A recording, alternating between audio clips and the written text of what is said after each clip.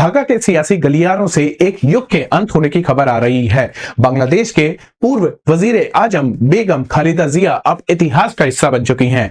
विदेश मंत्री एस जयशंकर का अचानक ढाका पहुंचना महज एक संवेदना नहीं बल्कि एक सोची समझी कूटनीतिक हलचल है। क्या यह भारत की पड़ोसी नीति के किसी बड़े बदलाव का संकेत है? खालिदा जिया की कहानी 1945 में शुरू होती है।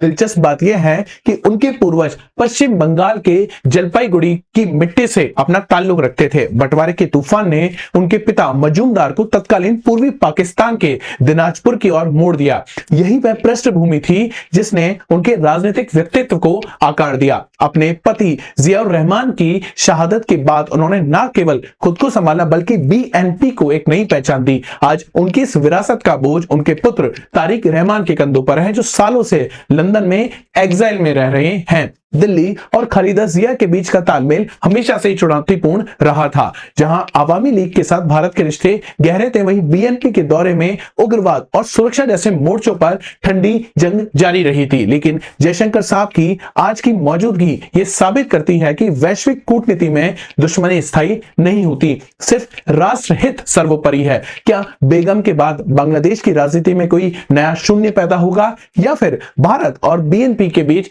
इस संवाद का एक नया द्वार खुलेगा? दक्षिण एशिया की इस बदलती तस्वीर का बारीकी से विश्लेषण करने के लिए हमें अभी सब्सक्राइब करें।